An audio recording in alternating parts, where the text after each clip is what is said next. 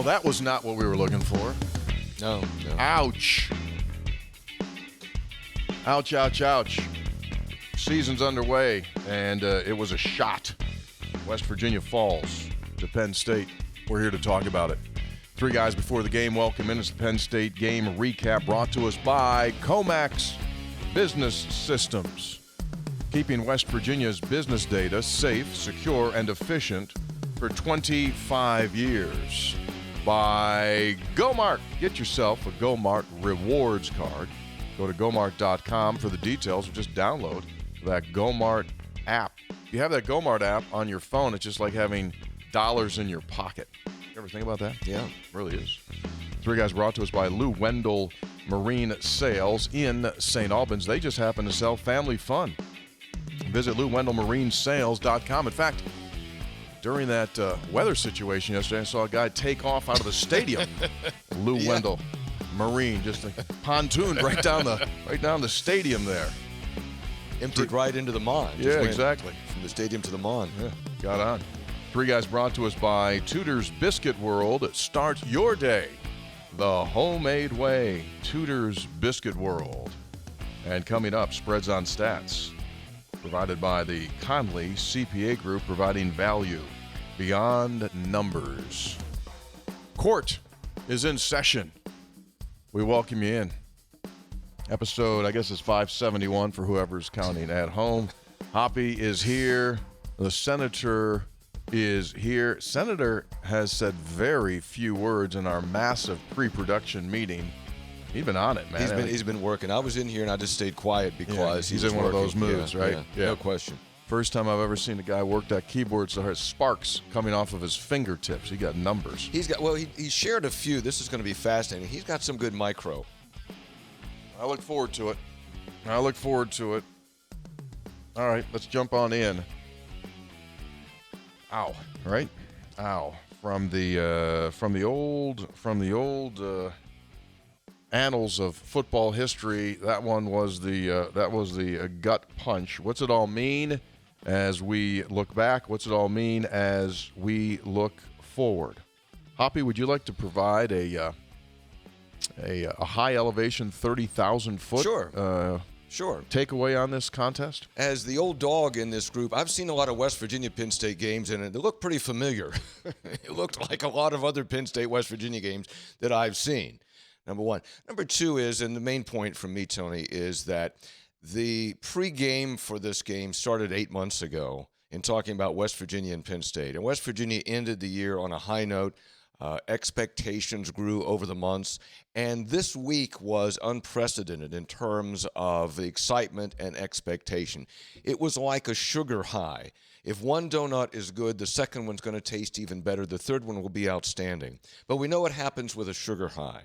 There's a crash. And I think that with all that happened over the last 8 months and this week with you saw the reaction at the McAfee show, Fox being here, Machine Gun Kelly, it reached an incredible level of enthusiasm and expectation. Certainly greater than what was realistic. And then in the game, you fall well short of those expectations. So the disappointment is real. The disappointment is great. The disappointment is palpable. I mean, Neil Brown said it after the game. To say I'm disappointed in how we played would be an understatement. So just apply that to all of Mountaineer Nation. Just extreme disappointment. Now, there's probably going to be an overreaction here because the buildup was so big. The disappointment, as I said, is palpable, but there is a definitive overreaction here when you consider, I think, some stats that Brad's going to give, and also you still have a long season ahead of you. But massive disappointment for Mountaineer Nation. Don't get too flipped out, but still, it's appropriate to be emotionally deflated over what happened yesterday.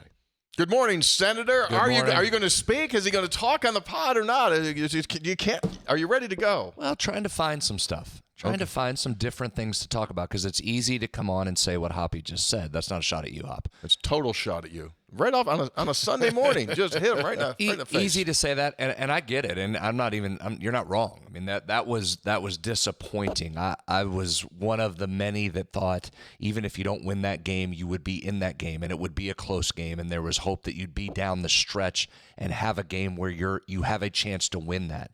And you just didn't, and I'll get into more of this as we go. I just wonder when that happened, because it wasn't at the start of the game. No. You weren't totally overmatched at the start of the game. We went into halftime yesterday of the game in our broadcast, and the headline that jumped to me was missed opportunities. Sure. Right? There were some things that both Penn State did and West Virginia didn't, that door was open. There was an opportunity to run through the door and have that awesome crowd and that peak atmosphere maybe carry you through a little bit. Ultimately, Penn State was a better team, and I don't know that there's much doubt about that. And maybe some of those things in the first half, if you had taken advantage of them, maybe they wouldn't have held up in the game, and maybe Penn State would have ultimately gotten. But I would have liked to seen West Virginia, when it was presented with opportunities, take those and get through that door and make that a game so that when you sit here on Sunday, it's not all doom and gloom, that you could have come back with some things and said, well, hold on, take a look at this. And we'll talk about what some of those missed opportunities were. Some of them were missed by other people other than West Virginia that contributed to that. But West Virginia certainly didn't do enough really on either side of the ball for us to walk away and go, okay, here's what you got. And that's one of the things I kept coming back to this morning, guys, as I was diving through this and going back to thinking about what some of our questions were. And we talked about this game for seemingly 8 years. And we kept saying, I don't know how many times we said it, we couldn't have said it anymore. It is going to be hard for this offensive line to be as good without Zach Frazier and without Doug Nestor. And will West Virginia be able to run the ball when and where it wants to? We asked that question. There were not definitive answers. I said, I won't speak for you two, I want to see this. I want to see what it looks like against what will likely be the best defensive line you face. I walk out the next day and say, I don't know any more about this offensive line than I did before that game. I don't have a definitive answer. Maybe they're going to get better. Maybe they're going to have the ability to move people, but I don't know.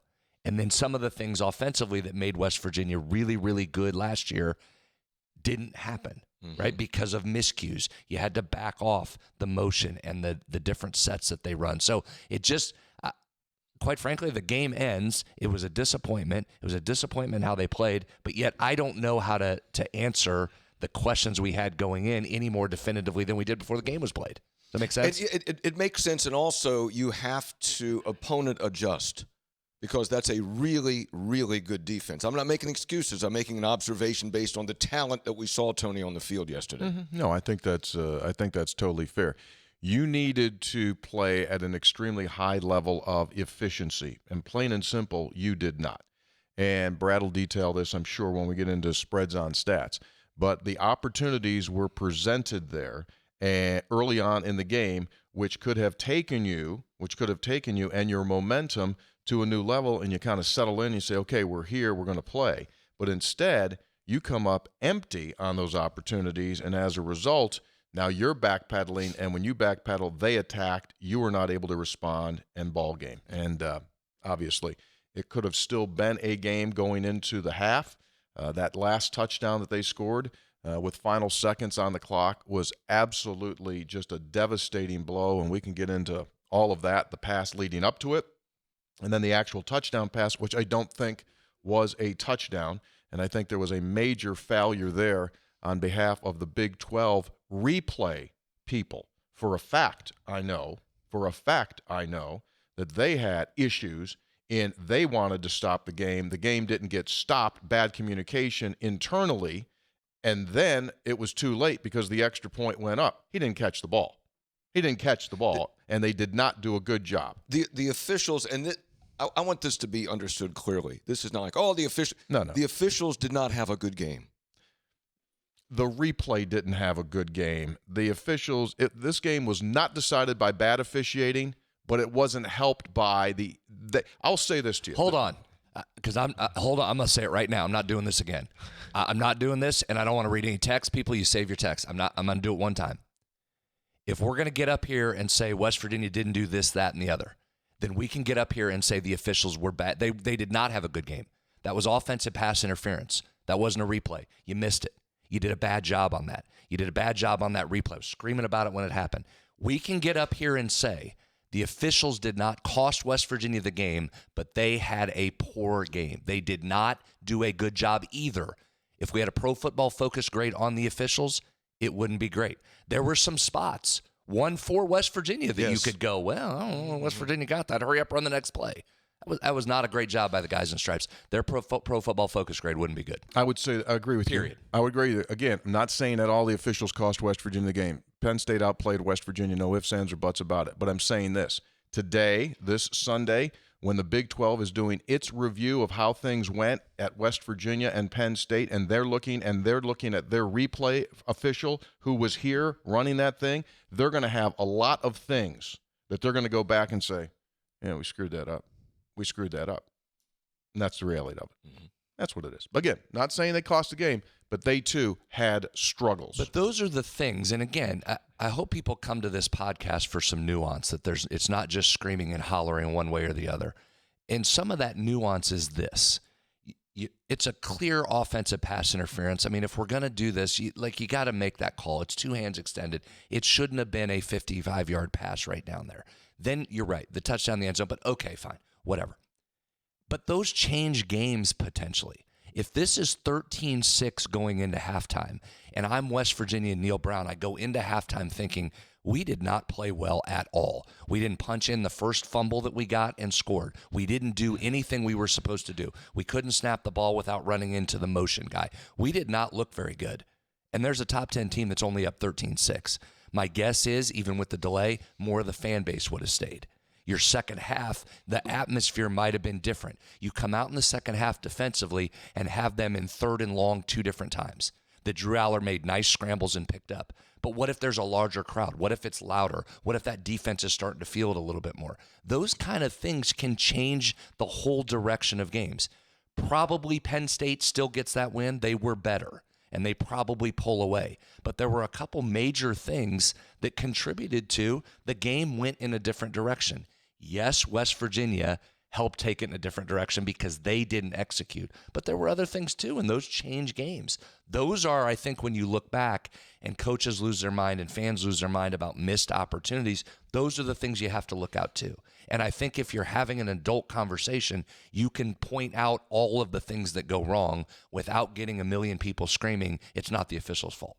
Those were factors. If we're going to be on this podcast and talk about factors, that the motion and the bad snaps is a factor. The lack of the ability to move people up front and run where you want to, that was a factor. There were also some other factors that contributed to the overall arc of that game. There just was.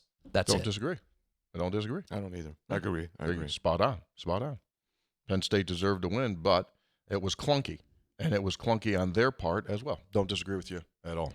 3 guys before the game, brought to us in part by the super fine folks at Tudor's Biscuit World. Oh, man. You know, when people come into tailgate hobby, they like to biscuit up. Yep. They like to biscuit up. And right there, you see that right there? If you're ready to become your own boss, you can own a thriving business. Tudor's Biscuit World is expanding, searching for passionate entrepreneurs in West Virginia to join the family. 40 years of success, 74 locations, fast casual restaurant chain specializing in made-from-scratch buttermilk biscuits and homemade breakfast items. Adored by thousands of daily customers across 4 states. You're interested? Tudor's Biscuit World may be interested in you. Had someone at our food court this week. Food court was open for like about 37 straight days, something like that. Had somebody come up to me and you know, I really like this person. Bummed me out because it was almost a challenge, and I really don't want to take the challenge because it probably wouldn't be great physically to take the challenge. Right. But they said to me, you know, heard you guys talking about this Tudor's biscuit. We stopped by there, got one. Mm-hmm. They said, opened it up and said, oh my God, that thing's massive. Yeah. Then called me out, said, don't think you could eat 2. Like you said, you said that you could eat 2 right now. Did they have one in their pocket or something? No, said didn't think I could eat 2. And you did? I think, I mean, you've seen, right? You could can. we eat 2? Yes, you When could. we're hungry, you could too. We could Yes, eat 2. You could, yeah. But they were surprised by the size of it. They said, that thing's massive. I don't know if you can eat two. Last bite or two would probably be a struggle, but I think it could take down. Do you have a period of time? Do you have? Well, like kind of in one sitting. There wasn't a 30-minute, 15-minute, you hour. didn't do it. No, just. I mean, it didn't need to be like Joey Chestnut. Oh, yeah, it doesn't have to be that. Not dunking it in water there to. But the point is, they were surprised by the size. That those things were massive. they're real. Yeah. I wouldn't get two. I'd be. No, I know one you'd be a one guy. Yeah, but one is fine. All right. Three guys, spreads on stats coming up in just a second. Three guys also brought to us by Lou Wendell Marine Sales in St. Albans. I'm not sure if it was a Lou Wendell pontoon that took off down the stands and just floated out of the stadium when that rain came down, but they do feature Avalon pontoon boats, considered the best in America, manufactured 100% right here in the United States, in fact, in Michigan. And also at Lou Wendell, you can get yourself hooked up with the Gator Tough John Series. G3 John boats provide an array of all welded models, hunting, fishing, everything in between. You need it: durability, dependability, and value. It's Lou Wendell Marine Sales. Tony, Brad, while we're talking about, wow, did you just kill the mouse? The mouse is dead. Mouse is dead. While we're talking about officiating, and this is just a clarification because when it came up yesterday, I don't think the official explained it, but when Prabula went down and he fumbled, or looked like he fumbled, and I think they called a fumble in the field. They called a fumble. Called a fumble. So I looked up the rule, and the rule says the runner is down when any part of the ball carrier's body except the hand or foot touches the ground, or when the ball carrier is tackled or otherwise falls. So what I looked at, Brad, and again, I'm going from just watching it from yesterday, was that his calf, the calf of his foot, I think his left leg, I think the calf hit the ground. So I would guess that was the ruling. Yeah. Normally you hear down, your knee's got to make contact. So down by leg hair apparently is a situation. He shaved it. If it could have been one way. Yeah, that could have been one way. Tony, a couple of those hairs were down, so you overturned the ball call. was out. You thought it was out? I thought it was out. It was out. I thought it was out. So those are things, though, guys. Whether you agree with the overturn of the call or not, that goes in that long category of missed opportunities. You know, if that stays as it's ruled on the field, and you could watch that 1,000 times in real time and wouldn't even have remotely thought he was down. That took super slow-mo at really high-def cameras to be able to see that just above the ankle went down, and they're counting that. But that's one of those missed opportunities. If that ruling stays as it was, that's massive. And we'll talk about that turnover thing, because that was a key. It's a key to every game. It's always more of a key, I think, early in the season when mistakes are more likely. And neither of these teams turned it over a lot last year. So the fact that West Virginia got one early and then gave it right back, massive missed opportunity. The fact that you got one and it was called a fumble on the field and it's reversed, massive missed opportunity there. So that goes in that big bucket of missed opportunities for WVU. You ready to do your numbers? Yeah. Did you have any aha moments when you put them together? No. Kind of what you thought? Let's go. I'll explain. Go ahead. Just do it? Just go ahead. So I checked the numbers. We'll just go right to the numbers. Here comes the heater. And away we go. This is Spreads on Stats, brought to us by the Conley CPA Group. What do? They provide value beyond the numbers. Complete service, public accounting, and consulting throughout our state and beyond. They can outsource your accounting. You want to do a little bit of it internally and then take it out, have them come in, support you. They can do it. Frees up your time to run your business. Remove the stress and the time associated with hiring accounting staff folks and deal with all that turnover. Conley CPA can come in. They can outsource your accounting for you and your chief financial officer service status as well. They can bring in a little CFO. They can kind of like instant coffee. Remember that, Hoppy? Oh, yeah. Instant coffee. Yes. Instant CFO at Conley CPA Group. Check them out. All right, rock and roll. Let's start, no particular order. I'm just going to bounce around on some different things. Some of these are recaps or looks back at things we talked about leading into the week, what happened. One of these is, if you want to try and niche this down into an area that was a stark contrast and one of the leading keys to the game, we'll do that. And then we'll look at some of the early PFF grades that let me give my standard disclaimer. When we started doing this podcast on Sunday mornings last year, I'll have some information here. These grades, by the time you listen to them, are changing and a little bit fluid as these get updated by them throughout. So this kind of gives you a good overall picture. They'll be in the ballpark of what you think, but there is a sliding scale, so you don't have to tweet me coming up tomorrow afternoon and say somebody's grade totally changed. Yes, they're going to totally change, or going to change some. Hoppy, we talked about, or I said one of my biggest questions going into this was about Penn State's offense and how it would look. Right. We said offensive coordinator Andy Kotelnicki's name more than we've said Neil Brown's name. He was on TV more yesterday than... There has been more talk, and we have said Kotelnicki more than Neil Brown, I think. It's unbelievable. My question was, what would they try and do? Would they try and just do what they did against West Virginia last year, where it was more vanilla, and they took what was offered to them through the football and handled WVU? Or would they take the offseason criticism they received and try and show everybody, hey, we're different. Hey, we can do some things. Hey, we're going to have some motion and shifts. Hey, we're going to play two quarterbacks. Hey, we're going to be different. Well, guess what happened in the first half? They got cued a lot. And Hoppy, I thought it was a huge advantage for West Virginia. I thought each time they got cute, it came back to bite them. There were some things that they did that were working that they then stopped doing to show you motion, to bring the second quarterback in, which then caused a fumble when Aller came back in. So I thought the door was wide open there. They were listening to the criticism and reacting to it, I thought, rather than just playing what was given to them. And I thought it was working to West Virginia's advantage. You just couldn't take advantage of that. One of the things we said all offseason, they're getting crushed for not throwing the ball downfield, for not having big playability. They are absolutely going to try and do that. They are going to react to that criticism and try and silence it early. So one of the numbers we talked about, you were all over this knowing the acronym ADOT, average depth of target. Didn't have to explain it like I just did there because you, of course, knew that. You look at ADOT, I assume, quite regularly. You're very versed in that. Got it on my phone, yeah. Sure. Last year, Drew Aller's average depth of target was just 8 yards downfield. Not very deep. Hoppy, we said on, when did we do our preview episode? Friday, or maybe I said we did last it Tuesday. 17. We Whatever. did 17 of them. At some point from May on, I said Andy Kotelnicki's KU team last year was top 5 in average depth of target. Their average depth of target at Kansas last year, 12.3 yards downfield. You figured that was going to increase. They were going to look to get it down. Would you like to take a guess on what the average depth of target was yesterday for Penn State? 12. 12.5. Almost dead on what Kansas's was for the season last year. Now, again, some of that's aided by the 55-yard Hail Mary, so it may have skewed that a little bit. But they did what you thought they would do. They tried to push the ball further downfield in that area. Here's something that was a massive, massive glaring problem. First down production.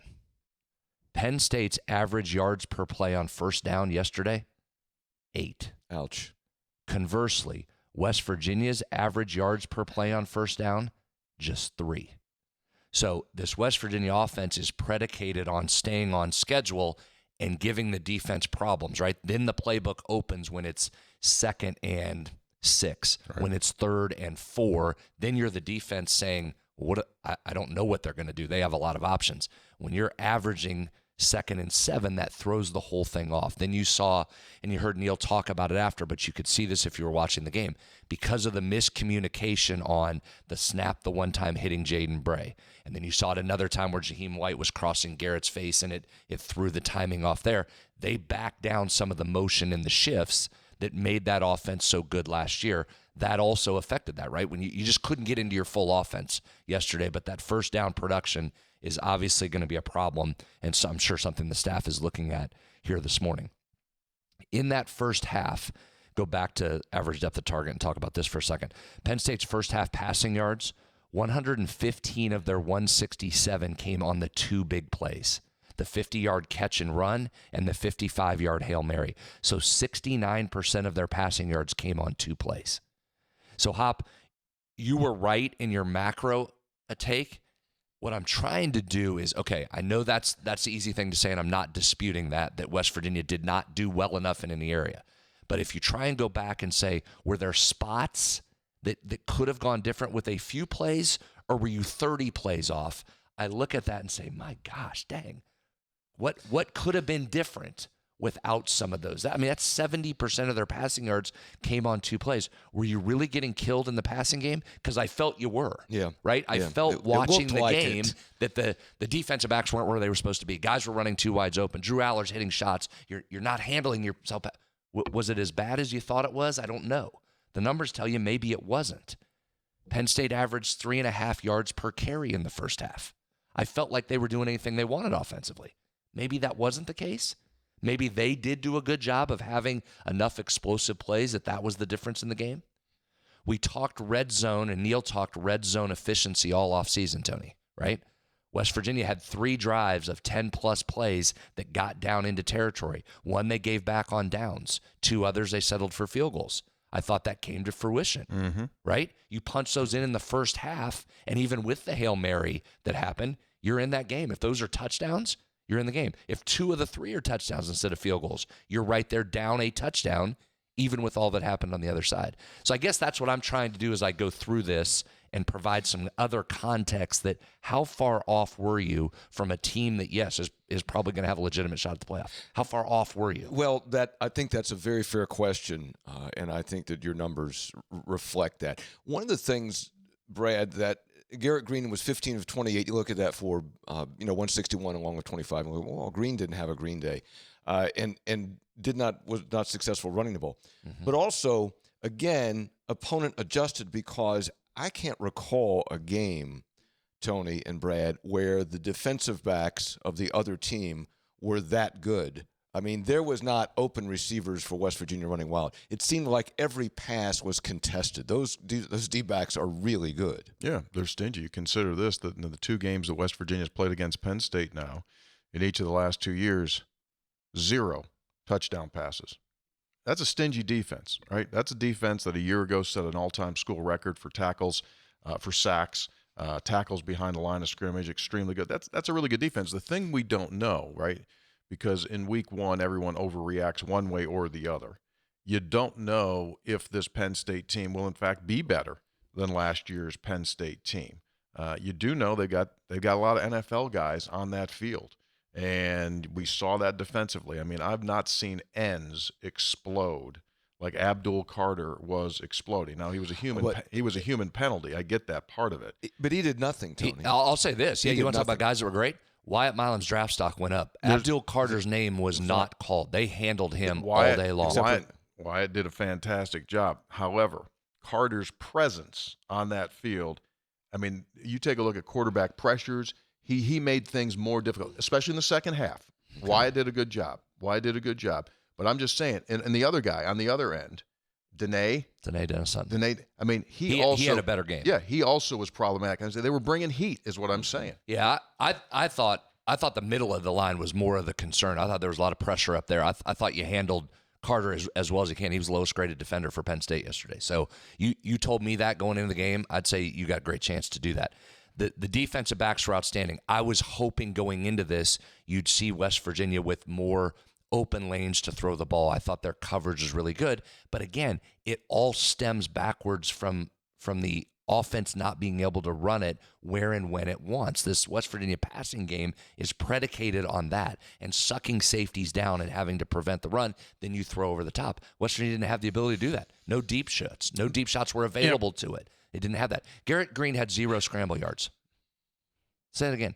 Garrett Green had 0 quarterback scramble rushing yards. That's what this offense is built upon too. His ability to make big plays. And whether that was the spy they put on him that showed great speed a couple times in tracking guys down, you just were disjointed enough offensively that it didn't come together. There was a play I think was symbolized that quality defense by Penn State, and it was Green running to the right.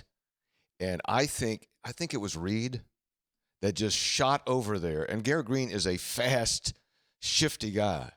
And Reed just shot over there and made a tackle. That's a guy making a play.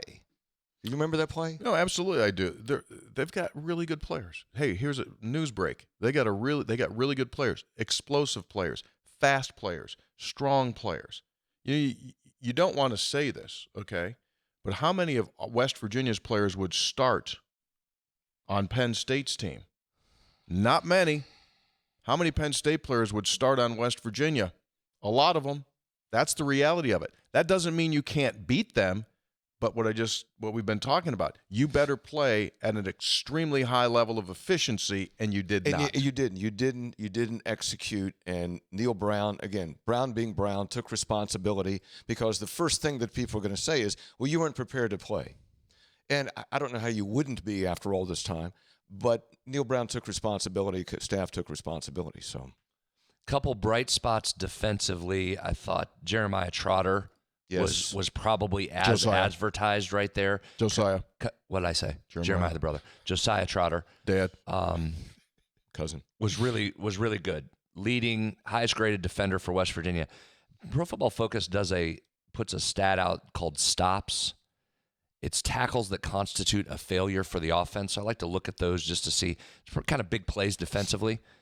Trotter led West Virginia with 7. That's a big number in one game. So Josiah Trotter was as advertised there. TJ Jackson had a couple plays, right? Tony, you probably called his name a few times. Had a fumble recovery. He was in there. Not a lot of great pressure from anybody on West Virginia's team, but he was in there a couple of times. So that could set up well going down the line. So not a ton to go through on that. Not a ton of grades to reflect upon, but I thought those two in particular kind of showed you. We talked a lot about both of them. There's something there. Took the ball away There's from something Aller. there.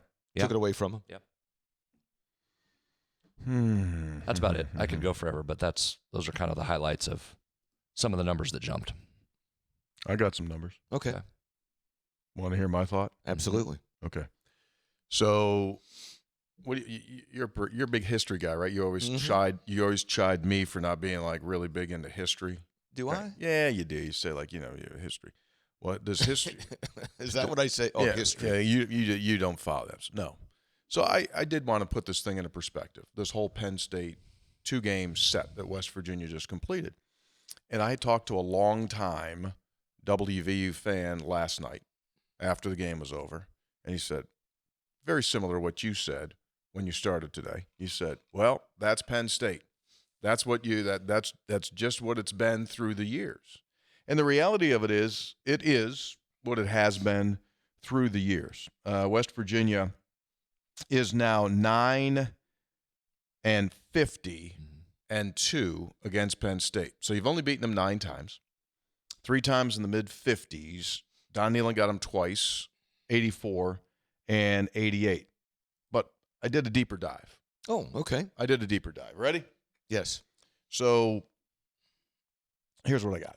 So Don Nehlen played Penn State 12 times, and he was 2-10 all time against Penn State.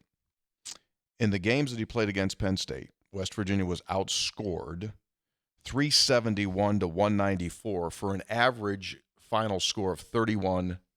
The last 2 seasons, West Virginia's been outscored by Penn State 36-14. But I went deeper. Okay. I said, last year Penn State was ranked 7. This year they were ranked 8. 7 and 8. So I said, what happened when Coach Nehlen played Penn State when they were ranked in the top 8? They're good teams. It happened 4 times. And West Virginia was outscored. They were beaten. They were 0-4. They were outscored 127-13. Wow. Or 32-4 in those games. The last 2 years, West Virginia has been outscored 72-27 or 36-14. Okay. So does history repeat itself? I mean, here's the reality, and it's difficult because people get emotional, especially when the game's just been played. But the reality of it is this. Penn State was really, really good under Joe Paterno, okay? And they're really, really good again right now. That was a 10-win football team, which returned its quarterback, both of its running backs, a lot of that receiving talent. The defense was excellent, and they're really, really good again. And to beat Penn State, if you go back to the 2 games that Coach did beat them in 84 and in 1988, you take a look at the 84 game, West Virginia was ranked 18 in the country, and Penn State was ranked 19. That was the 17-14 victory. And when you go to 88 season, Penn State came in. They weren't ranked at all that year. West Virginia was 7, and the Mountaineers pounded them 51-30. But the reality of it is, when Penn State's been really good, they've dominated not just West Virginia, but a lot of schools. But that's the reality of it. That was my takeaway. Well, Tony, you're exactly right, and I appreciate your reference to history. And their arc has been one of greater success than West Virginia for most of that time, for 90% of that time. And that's who they are. Typically, year in and year out, better players, bigger program, more success. You know, James Franklin, they're on his butt all the time. He's been to New Year's Day Bowls. He's been there, this is his 11th year, I think 5 times. 10 wins last year, but people are honked off because they don't beat Ohio State and Michigan. But that doesn't mean they haven't been very, very successful. And they are just typically better. So when West Virginia does win, it's an aberration. Yeah. And you didn't get that aberration yesterday. What Joe Paterno, the famous quote that Paterno had, someone said, "When's West Virginia going to beat you?" He said, "When they get better players." That honked off a lot of people, but that's the truth. That's the reality. They've had better players through the years, and you take your swing. You had your swing yesterday, and as Brad said correctly, it's this very super fine line. If you're going to pull off one of these and you didn't do it when the opportunity was presented to you early in the game in the red zone, you didn't get it done, and as a result, you end up on what you did. That's it. All right. Settled that. Ready to do some of this? Oh, by the way, we got texts. Oh, I bet a we few do. texts. I figured we would.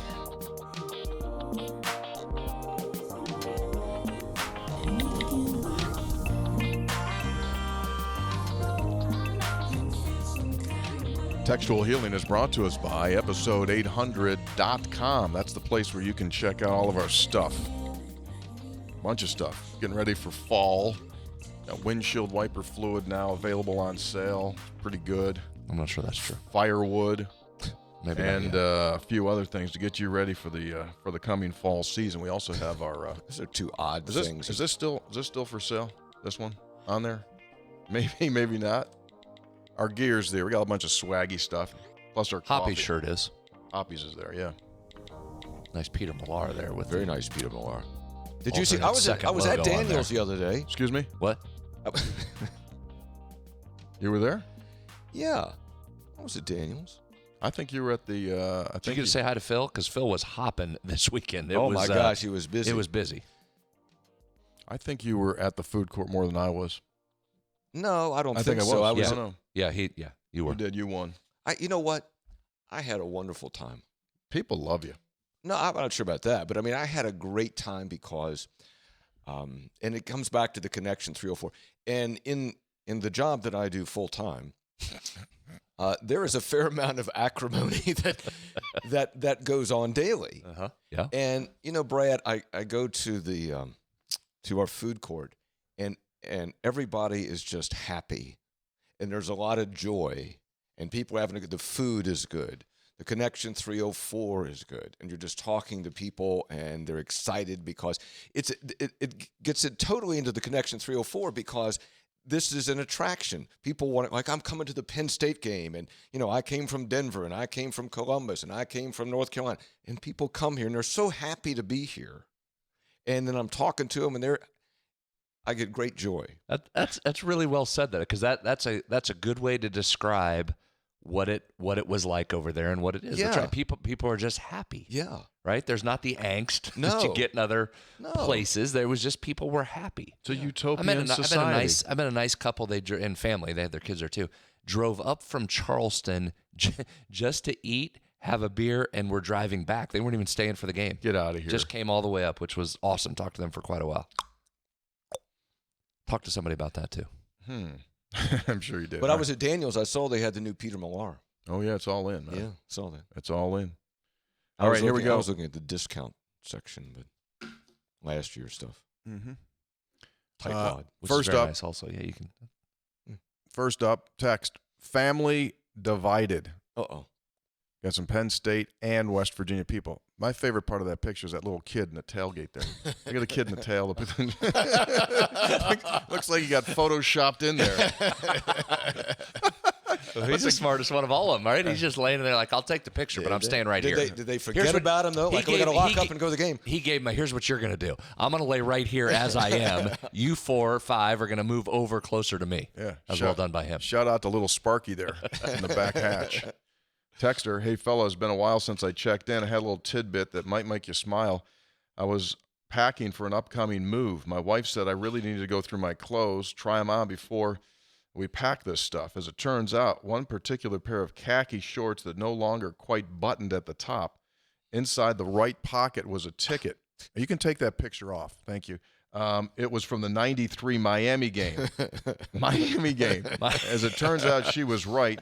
I do keep things too long, but luckily she doesn't listen to the show, so I can tell you that without her hearing. Love the show. Jeff in Parkersburg, that's the bread man. He's a bread bread guy. Got a bread route. Yeah.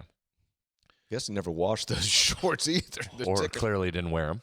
Clearly, yeah. 96. That's 20. That's 93. 93. Oh, the 93 Miami game. What was the 93 game? 93 game. Have to Beat him. check. Robert Walker. Lined up. Left side, Robert Walker toward the hospital. Touchdown. Good Beat memory. him. Josh from Audra State Park. Pregame text. Let's go Mountaineers. Look at those two little cuties. Hey. Now, does Phil sell that stuff too there at Daniels? I don't know if he's got it in that size. Look how cute they are. Oh, adorable. Texter Thurston from Charlotte. Love the show. You guys are a great connection to a place I called home for 15 years. Now, I'm not saying the sky has fallen at halftime of game 1, but could you all tell me what Neil's best win has been? I'll save you some time. Other than the bowl game against a depleted UNC, he's been beaten a 16th-ranked K-State team that finished 4-6, 22-ranked Iowa State team finished 7-6, and a 15th-ranked VPI that finished 6-7. These are the best wins the program has had under his guidance. Why did we get our hopes up for this guy? Love the show. Because he's the right guy. And he's rebuilt this program. Yesterday was a significant disappointment, but last year you saw what's possible. Just hang on here. Just let's not panic here. This is his year 3. That's right. He had those. Yeah. As we say, this is the old cliche. Team gets better. Let's do it. Let's do an eval after 1 month. Let's do an eval after a month. There's going to be some challenges. Sure. And some of those things, that is always what's your best win? What's a good win? What do you define as a good win? Because all those were good wins at the time. So maybe the season goes a different way for some. Hey, they're good wins at the time. Yeah. It seems to be only a big game when people want to criticize. It's only a big game when you lose it. Yeah, like dude, if they're ranked, it's a good win. Don't care what it ends. If they ranked, it's a good win. All right, enough. Move on. Next. In a weather delay text here, maybe it's time for West Virginia to start to consider scheduling openers against non-P5s or FCSs. These openers, like the likes of Penn State, Alabama, Tennessee, aren't doing West Virginia favors. I realize that they were set a long time ago, but geez, opening every season with a loss is depressing. You're right. We'll talk more about that. Oh, okay. You're going to get into that? Because we talked about that a lot yesterday on our coverage. It's malfeasance is what it was. It was stupid. Just lay the crap right straight out on the table. This was badly done by the administration, and it's irresponsible to do this. You're the only school in the country that has played 11 Power 5s, now Power 4s, 4 consecutive years. That's stupid. It's dumb, and it's not where we should be. Don't be dumb. You could play Penn State in the opener, but not play Pitt. Correct. You play one out of your 3. You play one. I mean, look at this, Brad. We followed the schedule yesterday, right? We saw. Well, I was going to say, I don't know that I have to jump in. That's what I screamed about on our show yesterday for an hour about that. That's here. I'll boil it down even further than that. It's just, here's the deal. West Virginia shouldn't be an outlier in scheduling. Yes, that correct. You shouldn't say that. If Georgia wants to do that right now, fine. West Virginia's not at a point, and until you are rewarded in college football like you are in college basketball for a strength of schedule, you don't need to do that. You don't need to do that. Fans will come to other games. That's been proven, right? Everybody wants to stand up and bash the old Big East when West Virginia was 05 to 07. You know what was happening in 05 and 07 in the stands? Yes. People were coming. Yes. So you can't have that both ways. So, I mean, Tony is right in that. And listen, I understand the theory of you didn't have any regional opponents on your schedule in the Big 12, you're trying to get some in. To play 2, it shouldn't be where you are. And West Virginia, again, I will just wrap with what I started with. West Virginia shouldn't be an outlier when it comes to schedule strength. Agree completely. You don't get any benefit for it. Agreed. Dr. Ed from the Mayo Bowl State. So we were lied to about how improved pass defense was going to be, ? And what about the play calling? Garrett on a 4th down quarterback sneak with a narrow offensive line split against the number 1 rush D from last season, please. Joey from Charlotte. Love the pod, guys. Tell me how a tush push with your 190-pound quarterback makes sense on 4th down. Neil addressed that. Yeah, he did. Said it was bad execution, staying up tall instead of going getting down low and rooting. Ran it last year with success. Sure. Texter, I hate to say it, guys, but it looks like the same old crap. Can't win kicking field goals and both lines getting pushed around.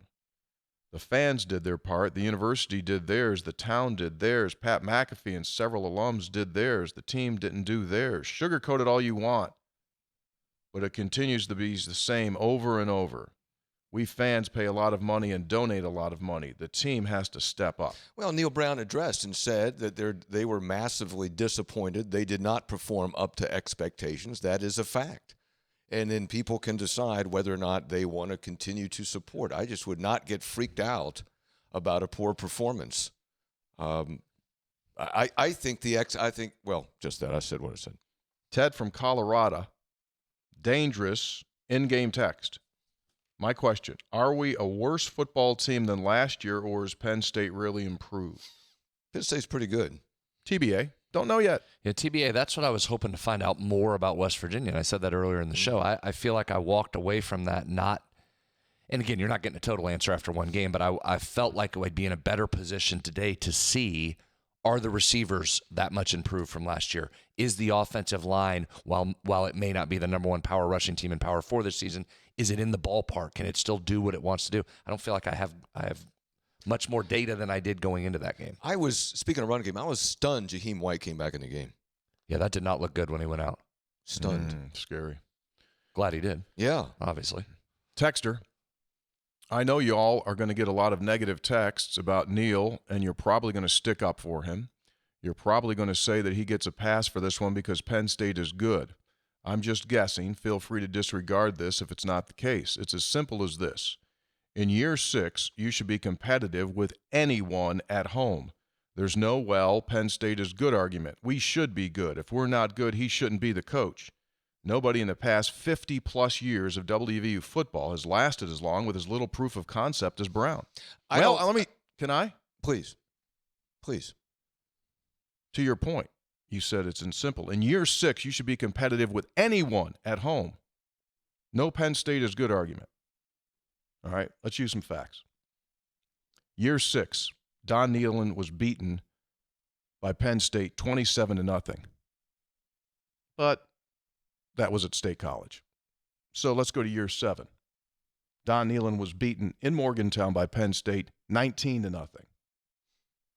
You do the math. Doesn't matter if you're year 6 or year 7. It matters who you're playing, what they are, and where you are. So year 6, year 7, just because years don't necessarily mean any of that. That's the reality of it. His year 6 and his year 7 was a combined score of 46-0. Don Nehlen's a great coach, all-time winningest coach in West Virginia history, one of the greatest of all time in the game of college football. But that's the reality of it. Well, and I think you also have to have realistic expectations in that you are not on the same level, nor can you be on the same level unless there's some oddity with Ohio State, Michigan, Georgia, Alabama, probably Penn State, because you haven't been historically.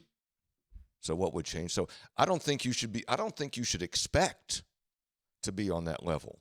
You can hope to have a win occasionally in right circumstances, but it's not realistic to think that you are on that level because you know what? All but about 10 teams are not on that level. Agreed. In-game text alert, but not in the way you think. Despite all the baloney surrounding college football today, once the band takes the field, the ball is in the air, it's still the game we love. I think today's result was the result of the talent Penn State had and too many Mountaineer mistakes. There's a lot of season left. Texter, Jesse from Southwest Virginia. Looks like it might be a long year. We'll see. Texter, hey, three guys. Jordan from Morgantown. In these times of heartache, I find comfort in making memes. There's a meme for you, Hop, on the board. Cat in a hat with a bat. Texter, this one really stings. I spent the entirety of the lightning delay with Rusty from Mountaineer Roasting, a fellow Charlestoner and friend. We talked the delay over hoping it would lead West Virginia to a momentum boost. Unfortunately, we had our dreams crushed. At least a free cup of coffee from the man himself lifted my spirits after the game, but losing isn't fun no matter what. I thought, after coming through the weather delay last year against Duquesne, that maybe West Virginia would come out of that locker room and crank it up. But the Nittanies scored on that first possession. Yeah, it was big. Of the third quarter, and that was a shot below the belt. Yeah, and pretty wild. Again, you talk about plays that make a big difference maybe in the outcome of the game. You came out defensively and were there. You forced them into, on that drive, Tony, 2 long third down situations that you then had great coverage on the back end. And something in the first half we don't know what's going on with the defense. There was great coverage. He had nowhere to throw it. Aller takes off and scrambled with his legs, picked up 2 of those first downs. Give him credit. You get off the field in either of those third down situations, maybe you string something together. So, again, those were a couple of the moments I'm talking about, that it was there for you. You just didn't make the play when you needed to. And, Tony, you like to talk about when the score is, when there's about a 13-point swing difference, when it's like 20-6, that next score is so determinative. So significant. The middle eight, right? The last 4 minutes of the second quarter, the first 4 minutes of the third quarter, West Virginia lost the game. That's where you win, that's where you lose. That was devastating yesterday. Three Guys Before the Game is brought to us by Comax Business Systems. If you've been putting off the purchase of a business phone system, now is the opportunity to have the folks from Comax come in. They'll give you a free price quote on a business phone system. And then you've got so many different alternatives. You can purchase, lease, or rent your hardware. So get rid of that sticky phone that you have. It's got all that sticky stuff on there. It's all gooey and stuff, and it doesn't work. The voicemail doesn't work. Visit ComaxWV.com. Comax Business Systems. They also provide remote IT services.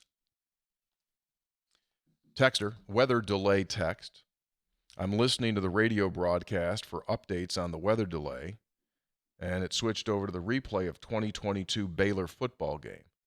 I'm listening to Tony call catches by Caden Prather of WVU and Drones, who's quarterbacking for Baylor. Meanwhile, I've got my TV silenced. I'm going back and forth between Maryland's football game, where Prather's playing, Virginia Tech's football game, where Drones is the quarterback. It really drove home how the transfer portal has changed the college game. That's all. I love the show. Follow-up. How in the heck was replay review so bad? I feel like West Virginia got the better end of the mistakes in this game, but what is the point of replay if they can't do better than that? Did you say, you alluded to something there, Tony, and I'm just curious. So was there a technical issue with the replay? It wasn't a technical issue, let's say. So but you don't feel comfortable talking about it. No, let's just say this. I think this is factual, so they can't come back and say this isn't true. Let's just say the person that was in charge of replay in Morgantown was doing it for the first time. Okay. Let's say that. Okay. May have had some struggles there of which monitor, how do I get the look from the. I mean, with all due respect, given the magnitude of the game and the relevance to the conference, or, should it have been the. May probably want to bring someone else and let them do the, with all due respect, the Tarleton State game against Baylor. All due respect. With all due respect to Athletic Director Steve Urias there at Tarleton. 3 points, 3 guys. When West Virginia loses a generational player like Zach Frazier, Major, or Pat, people tend to think we can just replace them and be almost as good the next year. It never happens. Better news. I had some Rev Kev 5-star brisket. I've having lived in Tennessee and Texas for 9 years of my life. He can compete with any SEC state. He is that good. Best news. Yeah, shout out to Rev Kev. The 2 Power 5 out-of-conference game schedules are behind us. For whoever got us in those contracts, well, to say it nicely, I'm glad that Ren Baker is now at the helm. Beat Pitt, Stephen, Tennessee. 2 things. One, I think we'll be talking about the Pitt game going forward. Looms extremely large right now. Second is whoever thought of the delivery system with Rev Kev of the barbecue, the box in the single container box, the single container, pretty smart, brilliant. Yeah. Because, when you're dealing with barbecue, it's just like it's a thing. And, yeah, you need and your plate maybe gets heavy and it falls off. And right. Exactly. Tremendously well done. Tremendous. I had it Friday. With the beef. It was good eating. The brisket? Oh yeah, good eating. Well done. Texter, well, that wasn't the game. What, that food was good over there. I took down some Duca from the wine bar's meatball. We love those meatballs. Oh, I had those too. Took down some of those. Did you guys notice Brownie House was there Friday? Oh, did you see the 3 Guys brownie? They had one for us? Well, sure. Didn't see it. Yeah. Did not see chocolate that. brownie, little Rice Krispie layer, chocolate ganache layer. Good. Hope they come back. Hope they're there again. That would go. Well, Give me a little chocolate. I'm a regular, as you know, at the tailgate. Texter, well, that wasn't the game we hoped for. I grew up in Pennsylvania, 80s and 90s. There's no team I want to beat more than Penn State. We didn't play well, struggled against a good team, the best team we will play this year. However, we could not ask for better exposure for the team, university, or the state from a nationally televised 3-hour pep rally that ended with $1 million gift to Country Roads Trust from Pat McAfee to Big Noon Saturday, national broadcast. It was still a great weekend to be a Mountaineer, wherever we may be. Ben in Chicago. Brad, Tony, and the Hopster loved the box at Rev Kev's. There we go. Yeah, so there's the box barbecue. You put in, he said he had corn cake, brisket, topped it off with some coleslaw, bacon, green onions. Definitely a great game day meal. Brandon, Herndon, Virginia. Yeah, that's it, man. Texter. Thank you, Brandon. Yeah. Howdy, 3 Mountaineer Musketeers. Andrew in Yukon, Oklahoma, by the way of Parkersburg. Check this one out. With the world-famous Tudor's Biscuit World as the new sponsor of this calamity, I started a new game day tradition with my little Mountaineer, Brody. A couple of Mountaineers right there in their house, eating a couple of Mountaineers, about to watch our Mountaineers. Well done. It is not like Tudor's makes it, but close enough. So he's in Colorado there. He tried to emulate the Mountaineer biscuit. Yeah, very That good. counts. I need to hit up my fellow WVU Okie, Jeff, Press, Virginia, and see if we can franchise a Tudor's out here in Oklahoma. This was a pregame pick. Very good, Andrew. There you go. Yeah. And Solid a effort. post-game pick.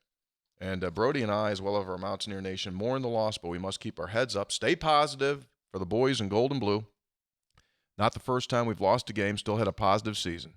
Stay on the course. Let's go. My only real sadness is I don't have a way to get any Connection 304 beer to enjoy with my next Mountaineer Boy, biscuit. that was a hit. Oh, was it? That was a hit. Speaking of Connection 304, everybody loved the beer, yours truly included. Just like that, just what we saw there is the father-son connection or mother-daughter, father-daughter. And it's like passing it on, the tradition. I always go to Mountaineer games. Now I'm taking my son or my daughter. I mean, that's heartwarming. So you, again, like the name and the brand and how it ties into the whole thing. It is absolutely perfect. I agree with you. It's getting good predictions, or it's getting good reviews on the I heard that from Jim. I think really good. on Untapped. Yeah, not just good, really good, right? The new beer that we debuted has a over 4.0 grade on Untapped. That's really good. That's 4 out of 5. Is that right? Yes. Yeah. So if you get over a 4, from what I understand, that's really, really good. We're going to do our best to have cans back in there this weekend for the tailgate, and definitely going to have it on draft. But the folks at Parkersburg Brewing, they've got all of their elves making batches as we speak. I didn't know the elf. They jumped on that early, given the Yes. response that was Yeah. coming. I think they are trying to ramp production because it's also going to be distributed here statewide ASAP as well as that process continues. So efforting there. Ask everybody what they thought. Great reviews at the tailgate. This was unique because I asked one young man. I said, "What do you think of this?" He says, "This beer is crushable." Yeah, that's the lingo. Now, easy. I mean, Yeah, drink responsibly. Please drink responsibly. Just one of the 1,000 texts, I'm sure, to say, I think in today's environment, with the staff in particular, West Virginia has its best days behind it. However, beat Pitt, Kansas, and this fan base will come back around. Grant from Parkersburg. I'm not ready to buy into that theory. Just My brother and I took the opportunity to take in the Pat McAfee show Friday, and then the tailgate Friday evening. While we were there, I crushed a meat box with mac and cheese, bacon, shredded cheese, pulled chicken. My brother did the same thing, except he got the tater tots. We had a good conversation with Brad about an over-under we had come up. The over-under was 2.5 on procedure penalties on Penn State, which I do believe hit. And all of us took the over, so that's a plus.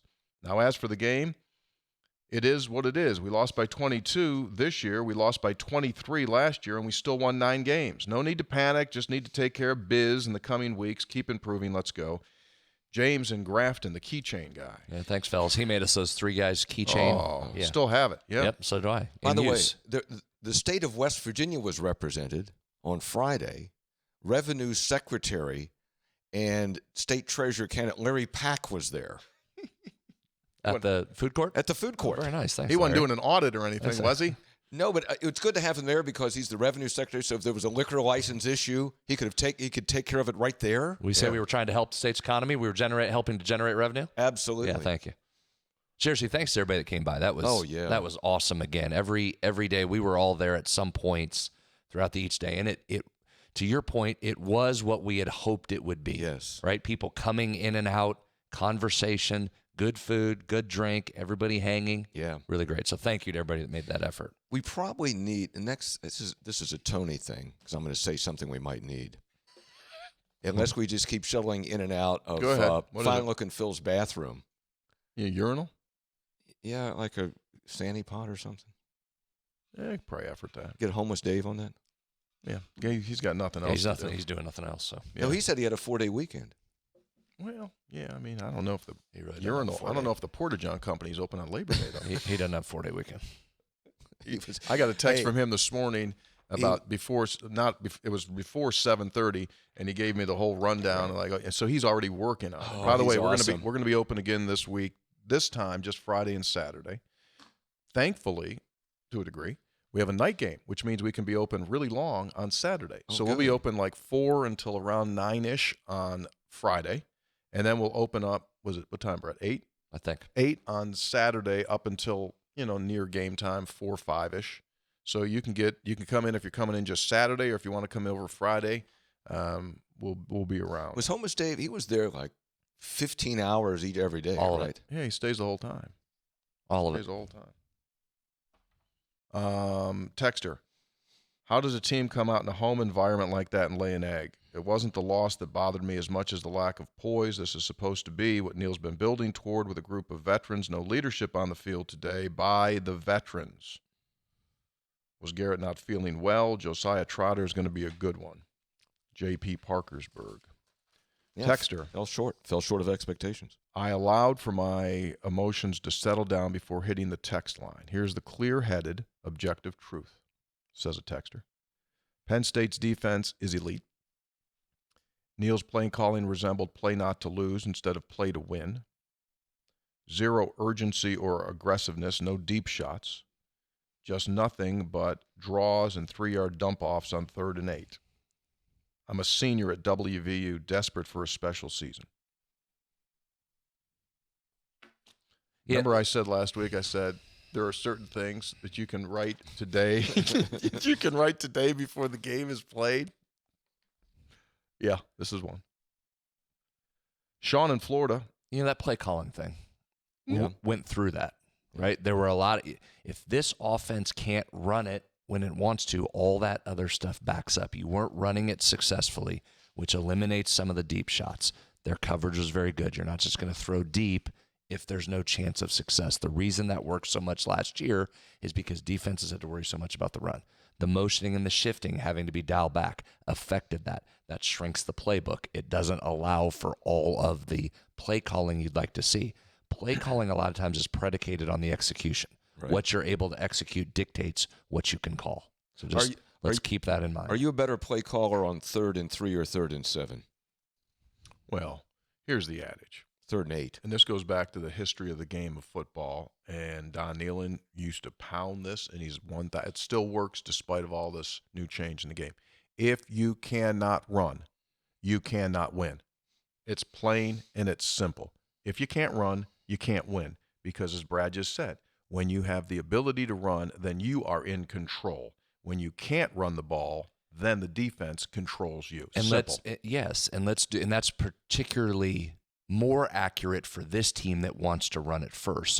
But it's just sports. If you're not able to do what you want to do, it changes what you're calling from a coaching perspective. And we can have this conversation when basketball comes as well, right? If you're playing a defensive team that takes you out of your sets and your ability to shoot threes, but you're a team that is predicated on winning games because your offense is based on shooting threes, your set calls from the bench are going to struggle a little bit, and that's the case. So I know it's easy to default to the play calling's bad. If you can't execute, the play calling is not going to be what you think it is when it's clicking like the end of last year and the play calling was magnificent because you were able to execute. Then more play calling options are available to you. West Virginia went into yesterday's game with a streak of 16 consecutive games with over 140 rushing yards. Mm-hmm. Longest in the nation. Longest in the nation. 16 straight over 140. They were able to do what they wanted to do. It translated last year, of which there were 13 games, to a 9-win season. Yesterday, West Virginia had that streak come to an end. They ran for 85 yards. They averaged 2 yards per carry. Not real hard stuff to figure out. Can't run, can't win. That's why. I'll say it here again. I've said it a million times in the offseason. We did this with the help of Steve Dunlap, former defensive coordinator at the bowl game. He came in with a sheet of paper with 8 different plays on it that were all run in the bowl game that came off of one formation. That was the play calling because you executed all of those and could call. Yesterday, you weren't able to execute. It changed the ability of Neil to call certain plays. You couldn't motion, you couldn't shift, you couldn't run it. The deep shots weren't there because of all that. That's going to look different than when you're executing and doing what you want to do. Texter, I've only been to 2 games since COVID, Duquesne and today. Sorry, I bring the Florida weather with me. Really? And if there's a lightning delay the next time I fly up, I'm done for good, probably. Sean, please stay away. Stay away, Sean. Austin and Buchanan. What do you guys think about the defender not looking back at the ball and keeping his hands up philosophy? And do you think the 50-ish recruits enjoyed themselves at all that were there for the weekend? I mean, who knows? So, who knows? Who knows if what the a 50, 7 if the 50, like the 50, I mean, yeah, some of them, win or lose, they might have had the time of their life and said, yeah. So, who knows? You never know. I tell you what players who commit to West Virginia say almost universally, when you ask them why West Virginia, they will say, it felt right. It seems like a family atmosphere. I really like the position coach. That's what they say almost universally. Mm-hmm. And maybe, I don't know whether what happened yesterday will. Texter, oh, how losing hurts, but losing a bet is worse. I now have to wear this the entire season. That was a bad bet on your part, dude. I should have made that bet. Yeah. Texter. That's on you. 2.5 guys not going into the Penn State loss. The issue's apparent. Defense, particularly the secondary, turnovers, and one of poor performances at quarterback, all hopefully easily repaired items. Texter, I've recently moved to the Atlanta area, outperforming some lawn work. My neighbor walks over, introduces himself. After exchanging pleasantries, I find out they're from Parkersburg, huge Mountaineer fans. Of course they are. Needless to say, invites me over for back porch beers, and West Virginia watch parties were exchanged. Hashtag always a West Virginia connection. Always. Looking forward to traveling to the 412 area code in a couple of weeks and destroying the school up north, signed by Glenn and Glenn Ferris. I think that's his name. No. Reference to Pitt game, Pittsburgh. Texter, we heard all summer how important nutrition and hydration was to the staff. Please explain why our players were cramping up after the storm break when they had so much available to them during the break. Was anyone monitoring this? What were they doing? Yeah, they went into the locker room, and everyone on staff said, please do not drink anything at all. Stay dehydrated, and make sure you don't drink a single thing while you're in here. Players cramp, athletes cramp. I mean, it was a golden. I saw, as a matter of fact, Jed Drenning sent up a picture from downstairs in the locker room where they had anything and everything out there. I mean, how do you know what a body's going to do? Yeah, they had every possible thing in there. You know, I did say this. Someone was in the stands, said it was the hottest game they've ever experienced. It was absolutely, before it rained, they said it was absolutely smoking. Yeah. But you don't know. I mean, yeah, they hydrate. They hydrate all week. That's all they talk about is nutrition and hydration. Your body's going to cramp. And, you know, poor Wyatt Milan, he went full body cramp. Yeah. Oh, really? Full body cramp, which is scary. Yeah. Which is really scary. Hello, first text in a while. As a professional engineer, I wanted to say thank you, Tony, for not hesitating in having the backs of the engineering profession. With all due respect to the Boilermakers and miners, what if Lehigh's mascot had been the doctors, the lawyers, or the accountants? I doubt they would have been acceptable to our professional peers. Who wins 2023 WVU opening week team or the 2024 WVU opening week team?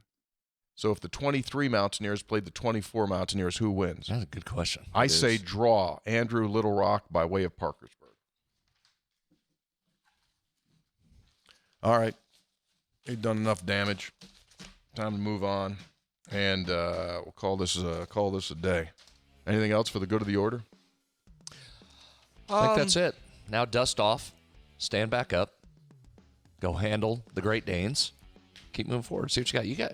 Listen, you got a lot of football left. You got an incredibly tough stretch coming. Yes. And not to overlook Albany, because you probably shouldn't overlook anybody at this point. But then coming up at Pitt, and then that 5-game start to the Big 12 schedule is going to present some challenges. Got to get better and go. Yesterday, Albany went to 1-0 on the season. They defeated the Long Island University Sharks 27-21. Former West Virginia opponent. Yeah. So we got Albany coming in here. And you know what they say, don't you? A team improves its most all season from its first to its second game. They say that. Is that? I've never heard that. Yeah, I love to use it. They do say that. They do. They do say that. They is never wrong. Don't you use that, Tony. Don't you use that this week. I'm not saying it again. I just wanted to get it out once. Okay, once. Very good. But I will tell you this. 3 guys before the game, brought to us by Comax Business Systems. They happen to keep West Virginia's business data safe, secure, and efficient for 25 years. By GoMart. Get yourself that GoMart rewards card. Go to GoMart.com for details. Get it, and save money on your food and your fuel. Brought to us by Lou Wendell Marine Sales in St. Albans. They sell family fun. Visit LouWendellMarineSales.com. Help you escape the stadium after a heavy rain. Get right out. Yeah. By the way, GoMart has that Connection 304 beer, right? They did, yeah. And they're going to be in more locations, but some of them had them coming up 79. All right. Sold out? They got some good deals on M&M's right now, too, by the way. 3 guys brought to us by Tudor's Biscuit World. Start your day the homemade this way. morning. I got crushed a couple bags right now. You did? I would. I don't have it in front of me. I would. Conley's CPA Group, providing value beyond numbers. By the way, I saw Mike over at Food Court. Mike who? Mike from Conley. Oh, was he there? Yeah, he came over Friday night. Good to see him as always. A calculator in his hand, like taking down numbers. What was calculator, he doing? I did. He was just finishing up eating. We had other things to talk about. I didn't approach the auditing of our number of episodes, so we'll get back with him later on that. Didn't figure that was the time nor the place. All right, so it's Sunday. We're back on Thursday with our preview for WVU and Albany. You'll be here Thursday, Hop? Awesome, thanks. Appreciate it. I might have an issue. This Thursday? Might have an issue. Where the hell you got to go on Thursday? I got a thing. We'll talk about it. Well, clearly we're not. The talking about it will clearly be you telling us you won't be here. Well, that'll be. There's no talking, but talking about it would imply maybe there's a chance to still. Are you doing your show on Thursday? Yes. Then your ass will be here to do 3 guys. Okay. I'll be here. All we want is You're No, absolutely not going to be here. No, I'll be That here. was a total placate him for the moment, and now you're not going to be here. all right. We're out. See you. TBA.